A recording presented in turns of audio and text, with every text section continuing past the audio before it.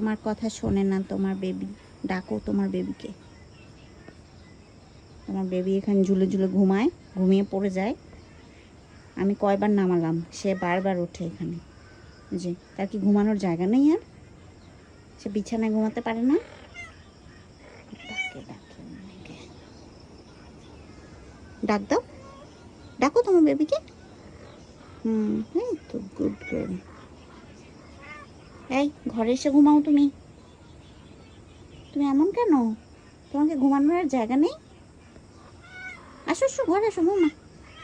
Candy, candy, যে মামা কষ্ট পায়, তুমি এখানে ওখানে ঘুমাও। দেখো, আছো আছো আছো বেবি, কাম। কিভাবে ঝুলে আছে দেখো, এটা কোনো কথা? ক্যান্ডি, ওঠো ওঠো ওঠো বেবি, ওঠো ওঠো ওঠো। এই যে পুরো শরীরটা নিচে, এটা কেমন ঘুমো? এটা কোনো ঘুমো হলো? আসো আসো, ঢোকো ঢোকো, তাড়াতাড়ি ঢোকো। আসো আসো আসো, এভাবে ঘুমায় না।